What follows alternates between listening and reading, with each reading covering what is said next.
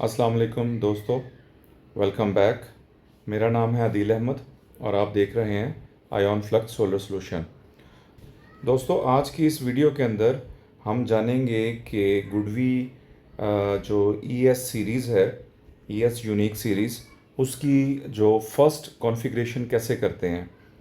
तो दोस्तों, चलते हैं वीडियो की तरफ। दोस्तों, आगे बढ़ने से पहले मैं आपको बता दूं कि टोटल 3 ऐप्स हैं। एक सोलर गो, आप स्क्रीन पे सामने देख सकते हैं, एक सैम्स प्लस है और एक सैम्स पोर्टल है। दोस्तों, ये 3 तरह की ऐप्स हैं जो कि आपको हेल्प करती हैं गुडवी का जो इन्वर्टर है उसका डाटा देखने में। इनके अलग अलग बेनिफिट्स हैं। और जैसे कि दोस्तों, सोलर गो ऐप है, ये वाली जो ऐप है ये आप यूज़ करेंगे जब आपने बेसिक कॉन्फ़िगरेशन करनी होगी। जैसे कि हम फर्स्ट टाइम इनिशियल जो जब नया इन्वर्टर लगाते हैं तो उस टाइम हमने जो फर्स्ट सेटिंग करनी होती है उसके लिए हम सोलर गो ऐप इस्तेमाल करते हैं। जैसे आपको पता होगा कि जो सोलिस क्लाउड ऐप है, तो सोलिस क्लाउड ऐप में जो जब हम उसे पहली दफ़ा लगाते हैं और फर्स्ट बूट करते हैं तो उसके बाद हम मैं ख़ास तौर पे प्रो मॉडल की बात कर रहा हूँ जिसमें एलसीडी नहीं थी, तो उसकी हम जो बेसिक सेटिंग थी वो सारी की सारी ब्लूटूथ के थ्रू करते हैं। तो इसी तरह सोलर गो ऐप जो है, इसमें आप इसकी जो फर्स्ट इनिशियल सेटिंग होंगी वो इस ऐप की मदद से करेंगे। दोस्तों, जो सैम्स प्लस है ये आप यूज़ करेंगे वाईफाई के तौर पे। जैसे कि आप कहीं दूर बैठे हुए हैं और आप दूर से अपने इन्वर्टर को उसका सारा डाटा देखना चाहते हैं, उसकी क्या प्रोग्रेस है, डेली की क्या प्रोडक्शन है, क्या फीड किया है, ये सारी मालूमात आप लेना चाहते हैं दूर बैठ के, तो आप सैम्स प्लस पे जाएंगे। और जो सैम्स प्लस है ये पर्सनल बेस ऐप है, यानी कि एक ऑनर जो है वो अपना डाटा देखने के लिए, इसका बड़ा खूबसूरत सा इंटरफेस है, तो ये उनके लिए डिज़ाइन की हुई है। दोस्तों, उसके बाद जो सैम्स पोर्टल है ये एडवांस यूज़र के लिए है, ख़ास तौर पे ये इंस्टॉलर्स हजरात के लिए है, यानी प्रोफेशनल जो यूज़र हैं ये उनके लिए है। ठीक है। तो दोस्तों, आपके पास जो यूज़र हजरात है या ऑनर हैं जो घर पे जिनके सोलर आपने इंस्टॉल करवाया है, आपका जो इंस्टॉलर है वो आपको सोलर गो से सारी सेटिंग करके देगा। उसके बाद आप सैम्स प्लस जो है ऐप वो इंस्टॉल करेंगे और उस पर अपना सारा डाटा देखेंगे।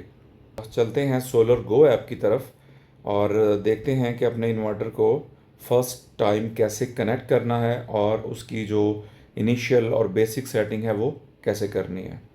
तो दोस्तों, मैं सोलर गो ऐप पे क्लिक करता हूँ। तो ये आप यहाँ पे इसका फर्स्ट इंटरफेस देखेंगे। तो सबसे पहले ये डब्ल्यू लैन के साथ, लेकिन आपने इसको ब्लूटूथ पे जाना है।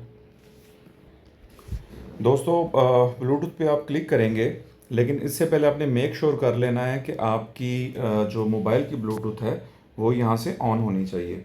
ठीक है। तो आप उसके बाद ऐसे इसको रिफ़्रेश करेंगे तो आपके सामने WLA इस नाम से और ये आगे कोड है, आपको सिग्नल शो होना शुरू हो जाएंगे। तो आपने इस पर क्लिक करना है। क्लिक करने के बाद दोस्तों, जो इसका बाय डिफ़ॉल्ट आपको जो पासवर्ड मिलेगा जो आपने लगाना है वो होगा 1234। ठीक है।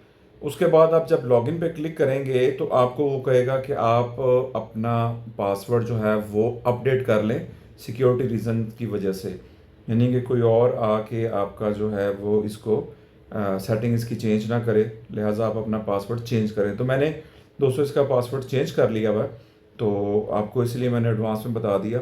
तो मैं इस पर अब लॉगिन पे क्लिक करता हूँ। यहाँ पे आप देख सकते हैं कि इस टाइम जो भी मेरे सिस्टम की प्रोग्रेस है, क्योंकि ये ऐप मैंने पहले से अपनी सेटिंग कर रखी है, तो मैं आपको दोबारा वन बाय वन सारी एक्सप्लेन करूँगा। तो दोस्तों, ये इंटरफेस आपको नज़र आ रहा है, सोलर से कितनी जनरेशन आ रही है और बैटरी जो है वो इस टाइम डिस्चार्ज हो रही है। रात का टाइम है, ये 7 बजे है। घर में कितना लोड चल रहा है और ग्रिड से कुछ भी नहीं आ रहा, क्योंकि मैं अपनी बैटरी जो है वो डिस्चार्ज करवाता हूँ जब शाम सोलर के जाने के फ़ौरन बाद।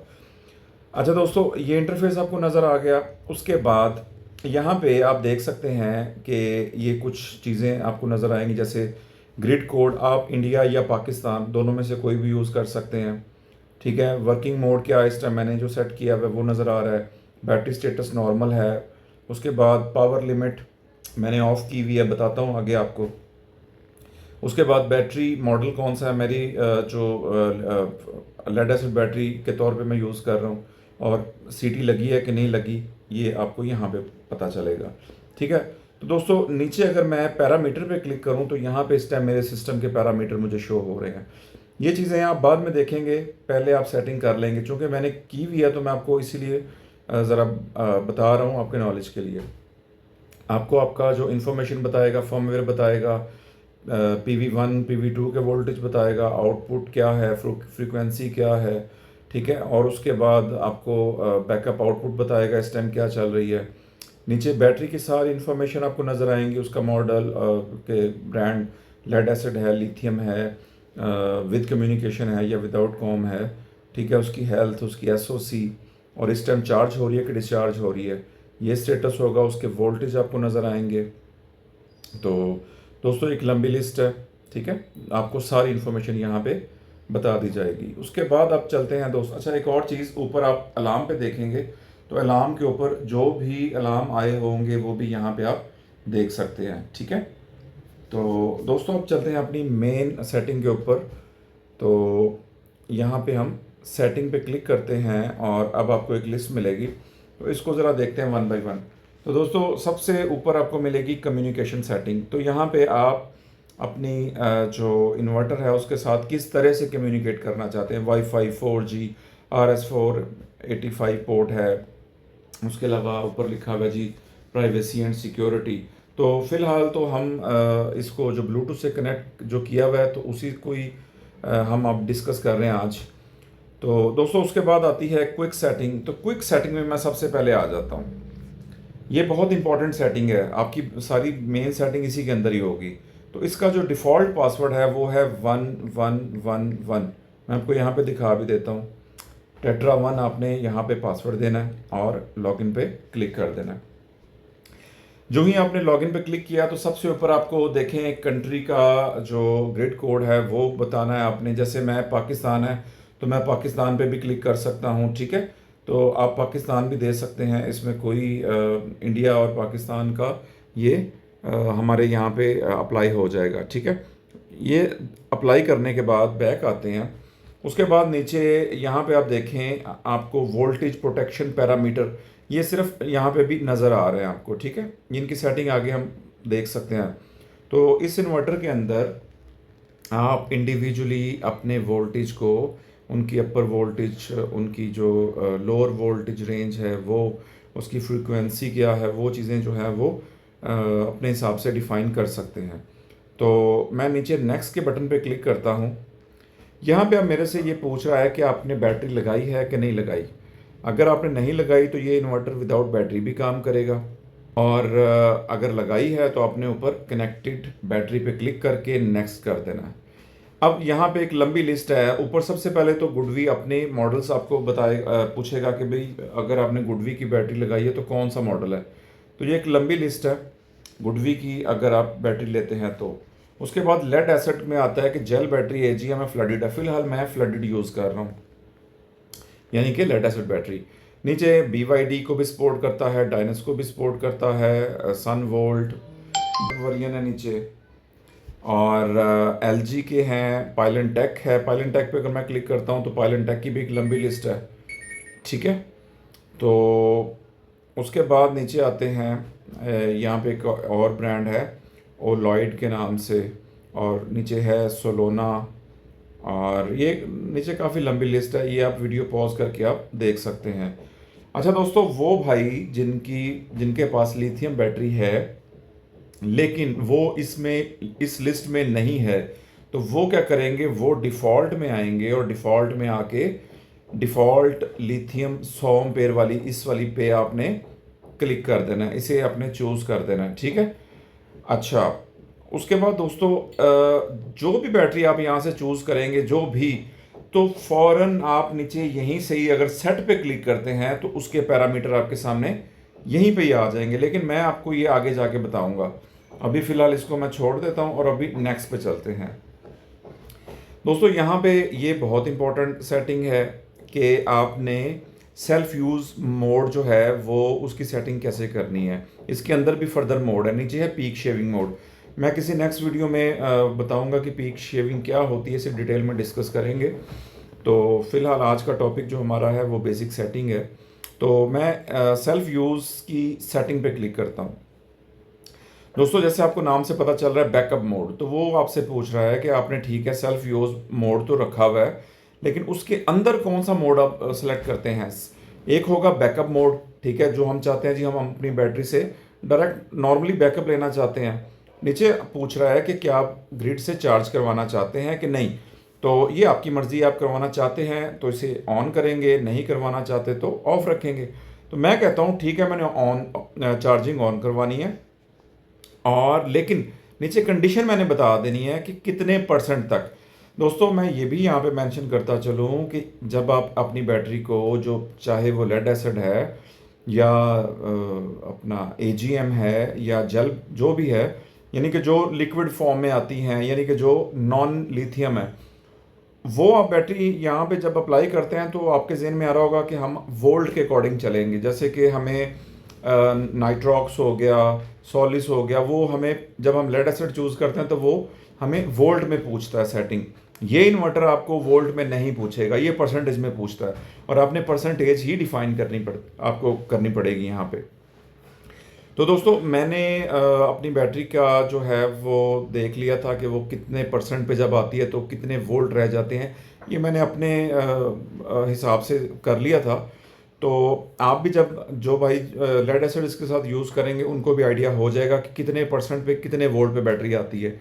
ये आपको एक आध दिन थोड़ा सा देखना पड़ेगा, उसके बाद आप जो परसेंटेज देंगे आप ये उसके अकॉर्डिंग वहाँ पे स्टॉप भी होती है, चार्ज भी होती है। ये मैंने इस पे तजर्बा कर लिया। अच्छा दोस्तों, मैं चाहता हूँ कि जब मेरी बैटरी 45% पे आए तो चार्जिंग शुरू हो जाए, ठीक है, यानी कि उसे चार्ज करे। मीन ऐसा नहीं होगा कि 45% पे बैटरी आएगी तो ये उसको ऊपर 100 की तरफ चार्ज करेगा, नहीं। अगर लाइट चली गई है आपकी तो बैटरी नीचे जा रही है और वो सपोज 30 पे आ गई है, तो उसके बाद ग्रिड आ जाती है। तो जो ग्रिड है वो चार्ज करना शुरू करेगी आपकी बैटरी को रात के टाइम ख़ास तौर पे, और 45% पे जब आएगी बैटरी तो उसे छोड़ देगी। 45 पे ला के आपकी बैटरी को ग्रिड जो है वो छोड़ देगी और फिर यहीं पे वो सस्टेन करेगी। ये आपकी चॉइस है, आप ग्रिड से चार्ज करवाना चाहते हैं या नहीं। अच्छा दोस्तों, उसके बाद नीचे सेकंड मोड जो आप चूज़ कर सकते हैं वो है टाइम ऑफ यूज़, जो कि आपको नाइट्रॉक्स में, सॉलिस में, सोलैक्स में, इन सब में मिलता है। तो मैं अगर इसको टिक करता हूँ तो अब आप नीचे देखें ज़रा, यहाँ पे ये क्वेश्चन मार्क है छोटा सा, आप इनके ऊपर अगर क्लिक करते हैं तो आपको यहाँ पे बता देगा कि टाइम ऑफ यूज़ क्या करता है। ठीक है दोस्तों, तो इसमें कुछ डिटेल लिखी हुई है, वो आप पढ़ सकते हैं, लेकिन मैं आपको बताता हूँ ज़रा कि इसके अंदर आप बता सकते हैं चार्जिंग या डिस्चार्जिंग। अगर इस बटन पे मैं पूरे पे क्लिक करता हूँ, यानी कि ये जो सारा ये है, इस पे मैंने क्लिक किया तो देखें सबसे पहले आपको पूछेगा आप क्या करवाना चाहते हैं, चार्जिंग मोड है कि डिस्चार्जिंग मोड है। पहले मैं टाइम बताऊंगा, फिर मैं बताऊंगा कि चार्जिंग करानी है कि डिस्चार्जिंग। तो मैंने कहा जी 00 से लेके 23:59 यानी 24 घंटे पूरे दिन के जो हैं वो, और फिर आपसे नीचे पूछेगा कि मंथ, मैं कहता हूँ जी सारे मंथ में मैं यही चाहता हूँ। डेज़, मैं कहता हूँ जी सारे डेज़ में मैं यही चाहता हूँ। उसके बाद यहाँ पे आपने बताना है कि आप चार्जिंग करवानी है कि डिस्चार्जिंग करानी है। तो मैंने कहा जी मैं चार्ज करवाना चाहता हूँ। अब नीचे आते हैं और उस पर बताते हैं उसे कि कितने पावर से आपने बैटरी को चार्ज करवाना है। तो मैं कह देता हूँ जी 60% से। फिर नीचे कहता है कि कट ऑफ स्टेट क्या रखनी है, यानी कि कितने परसेंट बैटरी आए तो आप उसे कट करवाना चाहते हैं। मैं कहता हूँ सपोज 50% या जो आप चाहते हैं। तो अब आप इसको अगर अप्लाई करने के बाद सबसे ऊपर आपको बटन देखें सेव का नज़र आ रहा है, ठीक है। अगर आप ऊपर कॉर्नर पे देखें यहाँ पे तो आपको सेव का बटन नज़र आ रहा है। अब आपने इसको सेव कर देना है और वापस आ जाना है। तो ये क्या करेगा, टाइम ऑफ यूज़ आपका अप्लाई हो गया, तो ये 24 घंटे ये इंश्योर करेगा कि बैटरी आपकी 50 से नीचे नहीं जानी चाहिए। जो ही वो नीचे जाएगी तो वो ग्रिड से उसे चार्ज करके 50 पे रोक देगा। ठीक है। तो हमारा ये रूल फिर पहले चलना शुरू हो जाएगा, और अगर ये हम टाइम ऑफ यूज़ नहीं करते तो फिर ये ऊपर वाला जो आपको नज़र आ रहा है वो अप्लाई होगा। ठीक हो गया। तो अब आपको पता चल गया आपने टाइम ऑफ यूज़ कैसे इस्तेमाल करना है, चार्जिंग के लिए भी और डिस्चार्जिंग के लिए भी। अब आप इसके नीचे ज़रा पढ़ें, लिखा हुआ है add up to 4 battery working groups. तो आप इसके अंदर देखें एक और ग्रुप बना सकते हैं, फिर उसके बाद एक और बना सकते हैं चार्जिंग डिस्चार्जिंग का। ठीक हो गया। तो दोस्तों ये फ़िलहाल मैं यूज़ नहीं करूँगा, मैंने इसको ऑफ़ कर दिया। अब चलते हैं नीचे डिले चार्जिंग के ऊपर। पहले तो मैं बताता हूँ डिले चार्जिंग होती क्या है। दोस्तों डिले चार्जिंग का मतलब होता है कि एक ख़ास वैल्यू, जब आप चाहते हैं कि पहले मेरे घर का लोड चले, उसके बाद मेरी ग्रिड फीडिंग हो, ग्रिड फीडिंग एक ख़ास लेवल पे पहुंच जाए, उसके बाद जो एक्स्ट्रा पीवी ऊपर से बचे वो मेरी बैटरी को चार्ज करे। ठीक है। पहले आपकी देखें नीचे ग्राफ को, देखें नीचे लिखा हुआ है लोड कंजम्पशन। पहले लोड आपका घर का चलेगा, फिर आपकी एक्सपोर्ट होगी। एक्सपोर्ट का जो कोटा आप डिफाइन करेंगे वो मीट करने के बाद जो पावर बचेगी सोलर की, उससे बैटरी चार्ज होगी। इसे कहते हैं डिलेड चार्जिंग। ठीक हो गया। तो दोस्तों ये भी एक अच्छा फीचर है, लेकिन चूंकि हमारे यहाँ पे लोड शेडिंग होती है और हमारा और हिसाब है, तो ये फॉरेन कंट्रीज़ के लिए तो बहुत अच्छी ऑप्शन है, लेकिन हमारे यहाँ पे हम इसे यूज़ नहीं कर सकते। तो मैं अगर आपको दिखा देता हूँ, इसके अंदर भी आप बताएंगे कि पूरा मंथ आपको चाहिए ये setting. Peak power cell limit, देखें ये आ गई वो सेल लिमिट। तो कितनी आप चाहते हैं कि आप जो पावर सेल हो, जैसे 100% पूरी सेल हो, 90% हो, 80% हो, जो डिफाइन करेंगे, उसके बाद जो वैल्यू बचेगी उससे आपकी बैटरी चार्ज होगी। नीचे फिर अच्छा टाइम भी आप बता सकते हैं कि यार दोपहर को 11 बजे से लेके 2 बजे के दरमियान मेरी बैटरी चार्ज हो, तो वो आप टाइम यहाँ नीचे बताएंगे। तो दोस्तों हमारे केस में ये अप्लाई नहीं होता, लिहाजा हम इसे ऑफ ही रखेंगे। तो मेरे केस में मैं ज़ाती तौर पे फ़िलहाल अभी ये फर्स्ट मोड ही यूज़ कर रहा हूँ। ठीक है। इसमें मेरी बैटरी जो मैं चाहता हूँ उतने परसेंट पे आ जाती है और आके रुक जाती है, उससे नीचे जाती है तो ग्रिड उसे चार्ज करके वहाँ पे वापस ले आता है। तो मैं अपने सिनेरियो में आपको मैंने बता दिया। अब मैं वापस आता हूँ। तो दोस्तों ये बहुत इंपॉर्टेंट मोड था। ये पीक शेविंग को फिर कभी डिस्कस करेंगे, ये आपने ऑन नहीं करना। नेक्स्ट नेक्स्ट करने के बाद आपने स्टार्ट के बटन पे क्लिक करना है।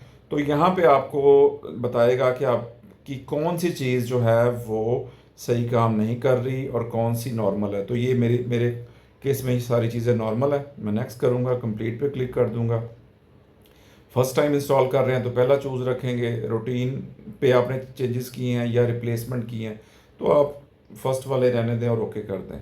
ठीक है दोस्तों, ये हो गई हमारी क्विक सेटिंग। तो दोस्तों उसके बाद आती है बेसिक सेटिंग। बेसिक सेटिंग के अंदर सबसे पहले आता है एसपीडीज़। इसके अंदर दोस्तों टाइप 3 एसपीडीज़ लगी हुई हैं जो कि बहुत सेंसिटिव हैं। अगर आप चाहते हैं कि जब भी कोई लाइटनिंग कोई किसी तरह की वो डिटेक्ट करे तो आपको इंटीमेट करें कि भाई मैंने सर्ज डिटेक्ट किया है। ठीक है। तो अगर आप चाहते हैं इसे ऑन करना तो आप करें, ये आपको वार्निंग दे देगा, वरना आप इसे ऑन भी छोड़ सकते हैं। उसके बाद आता है जी बैटरी वेकअप। बैटरी वेकअप का मतलब है अगर आपकी बैटरी जो है वो ओवर डिस्चार्ज हो जाती है और उससे भी नीचे चली जाती है, एक ख़ास वोल्ट जैसे 40 वोल्ट से भी नीचे चली जाती है, तो आप चाहते हैं कि मेरी बैटरी कभी भी उससे उस एक लिमिट से नीचे ना जाए। मेरी इन्वर्टर मेरी बैटरी को हमेशा जब भी वो उसके वोल्टेज ड्रॉप हों तो ये उसको वेकअप कर दे, उसको उठा दे उसके वोल्टेज। तो ये उसके लिए यूज़ होती है। आप चाहें तो इसे ऑन रखें, आपकी चॉइस है। बैकअप बैकअप का मतलब है आपका जो इन्वर्टर का अपना जो बैकअप लोड है ना, एक होता है स्मार्ट आउटपुट, एक होती है बैकअप। तो भी ये बैकअप की सेटिंग है तो आपने ये हमेशा ऑन रखनी है। दोस्तों इसके अंदर ये कुछ चीज़ें हैं जो मुझे अच्छी लगी।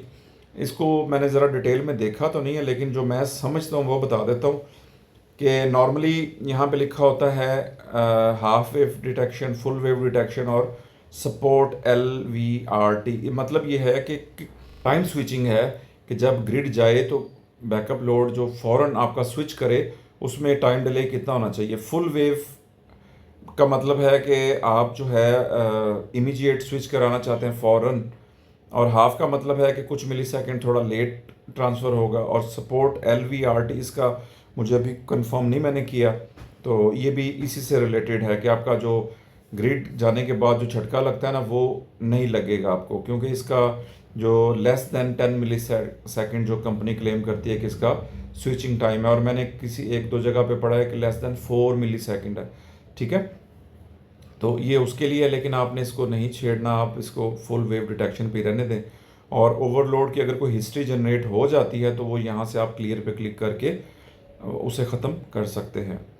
तो दोस्तों नीचे आता है शेडो स्कैन। शेडो स्कैन का मतलब है कि अगर ऊपर सोलर पावर के ऊपर किसी किस्म का शेडो से वो ब्लॉक होता है तो और ये अपने ज़हन में रखना है कि अगर आपकी छत के ऊपर कभी भी कोई शेडो नहीं आता, ठीक है, तो आपने इसे ऑन रखना है। फिर ये क्या करेगा, आपको रिपोर्ट करेगा कि जब कभी कभार एक्सीडेंटली कोई चीज़ ऊपर आके गिर जाती है या शेडो आता है तो आपको ये इंटीमेट करेगा। अगर आपकी छत पर नॉर्मली शेडो रहता है, कोई दरख्त है उसका हल्का फुल्का शेडो डेली आता ही आता है, फिर आप इसे ऑन नहीं करेंगे, वरना डेली बेस पे आपको ये अलार्म देता रहेगा, इंडिकेशन देता रहेगा।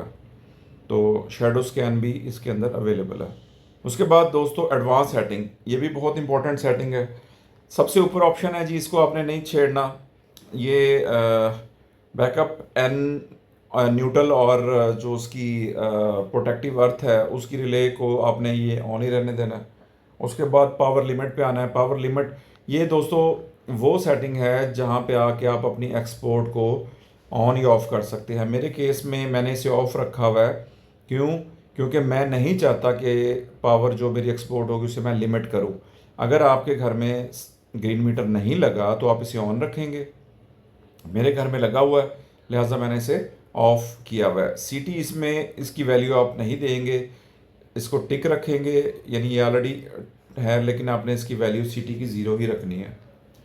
उसके बाद दोस्तों डीसी AFCI है, इसको आप चाहें तो आप इसे ऑन रख सकते हैं।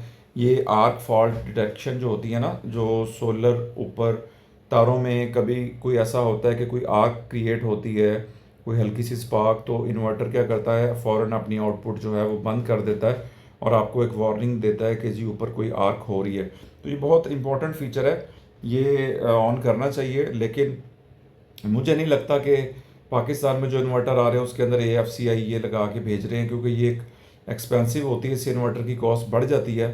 तो अब ये मैंने नहीं श्योर कि इसमें बिल्ट इन AFCI है या नहीं है। ठीक है, तो आप में से कोई भाई चाहे तो कंपनी से पता कर सकता है, बल्कि कमेंट में मुझे बताइएगा भी ताकि दूसरे भाई को भी पता चल सके। तो दोस्तों बस ये सारी बाकी सेटिंग उसी की हैं। तो उसके बाद पीछे नीचे आते हैं जी बैटरी सेटिंग के लिए। ये वो पैरामीटर्स थे जो शुरू में आपको नज़र आए थे बैटरी चूज़ मॉडल चूज़ करते हुए नीचे, तो मैंने कहा था आगे एक्सप्लेन करता हूँ। तो दोस्तों यहाँ पे सबसे पहले आता है पैरामीटर। तो पैरामीटर में चूँकि मेरे पास लेड एसिड बैटरी है तो दो ही चीज़ें मेरे से पूछ रहा है कि मैक्सिमम चार्जिंग कितने करंट से करनी है, तो मैंने 60 एम्पेयर लिखा हुआ है, और डिस्चार्जिंग कितने मैंने लिखा हुआ है 90। तो जो भी वैल्यू आप कर लेंगे फ़ौरन ये गुड का निशान आपने जो साथ है उस पर क्लिक करना है और इसको देख लेना सक्सेसफुल हो गया कि नहीं हुआ। ये करने के बाद आप वापस आएंगे। उसके बाद आती है लिमिट प्रोटेक्शन। तो दोस्तों सबसे ऊपर है जी SOC प्रोटेक्शन, आपने ऑन रखी हुई है, ठीक है, इसे ऑन रखें। अपर वैल्यू चूँकि मेरे केस में मैं जो भी करता हूँ ये लेड एसिड बैटरी है तो यहाँ पे ये काम नहीं करती, कंपनी से मैंने पूछा था तो नहीं कर रही, लिहाजा मैंने इसे खाली छोड़ा हुआ है। जबकि लिथियम बैटरी के अंदर आप डिफ़ाइन कर सकते हैं।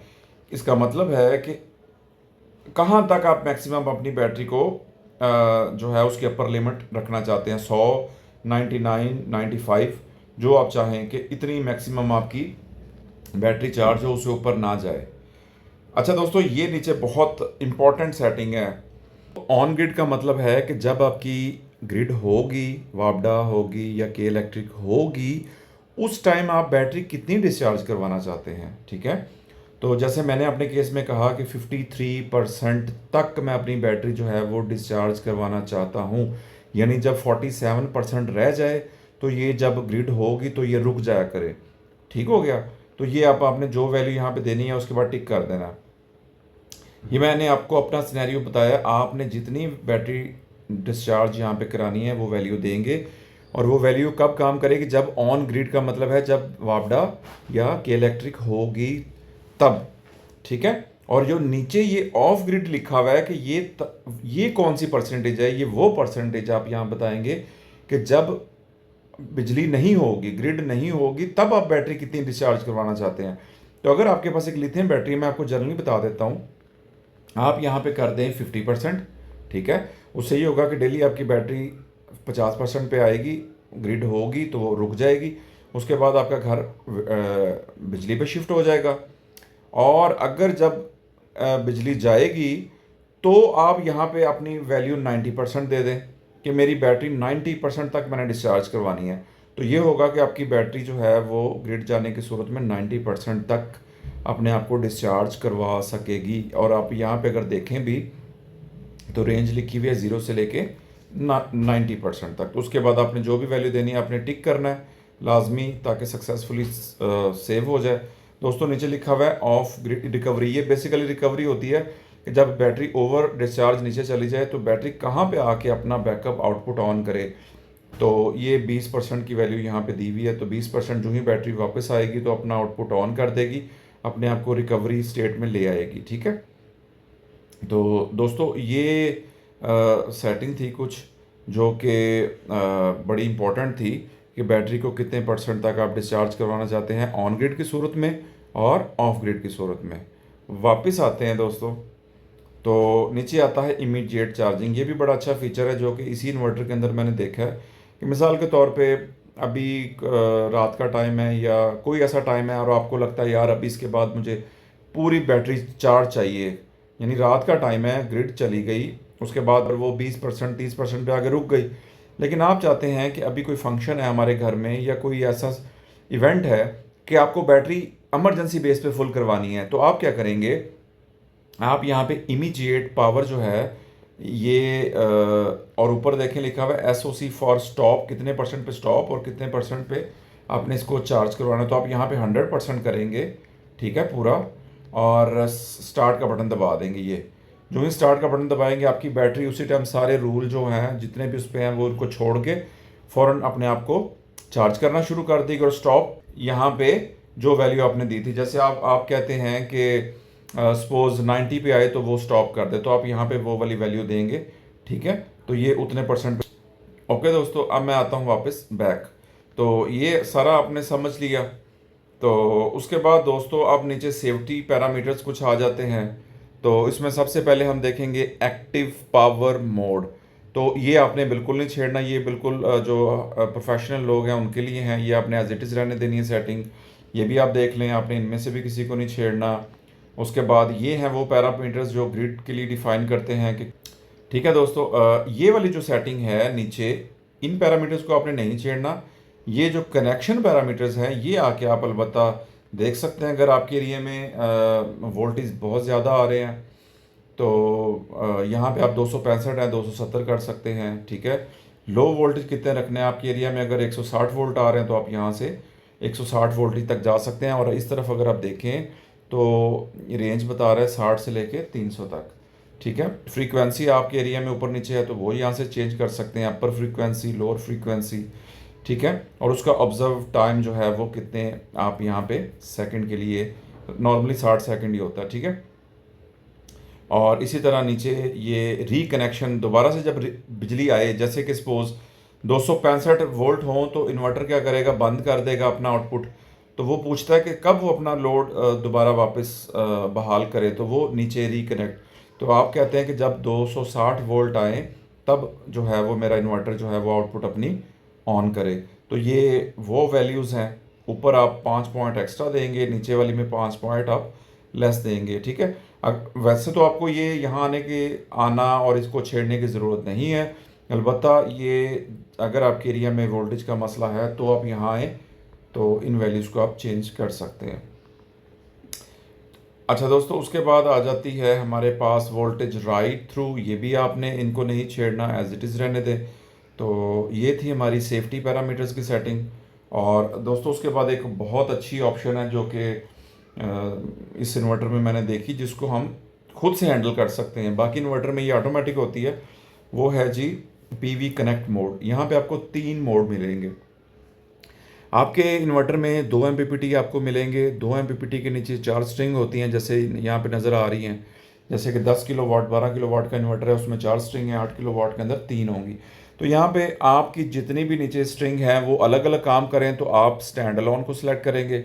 आप चाहते हैं कि पार्शली वो काम करें, जैसे कि मिसाल के तौर पे एक MPPT के ऊपर 2 स्ट्रिंग है, तो 2 एक बन के काम करें, यानी उनके अंदर से एम्पेयर जो हैं वो आपस में जमा हो जाए। जैसे 16 के हैं तो वो 32 बन जाए, तो ये उसके लिए है। फुली तौर पे पैरेलल करना चाहते हैं तो जो दोनों MPPT हैं उनके जो एम्पेयर हैं, जैसे 16 16 16 वो एक MPPT के 16 16 32 बने और दूसरे के भी 32 बने, तो हो गया 64। तो ये 64 के हिसाब से एक बड़ा MPPT आपके पास बन जाएगा जो कि सारों को आपस में पैरेलल कर देगा।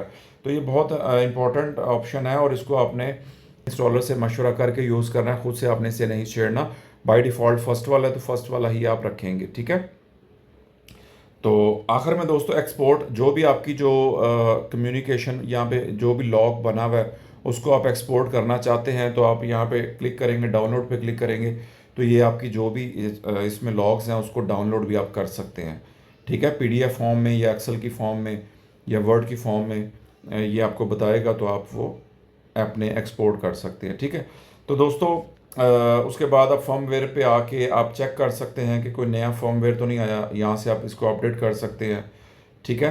अच्छा दोस्तों, एक CT के कनेक्शन रह गए थे, तो यहाँ पे आके आपने क्या करना है, CT अगर आपकी नहीं चल रही तो आपने CT लगानी है, एरो उसकी ग्रिड की तरफ करनी है और CT की रेशो आपने कोई भी 0 रखनी है और यहाँ पे स्टार्ट टेस्ट करेंगे तो वो उसको CT को डिटेक्ट कर लेगा, ठीक हो गया।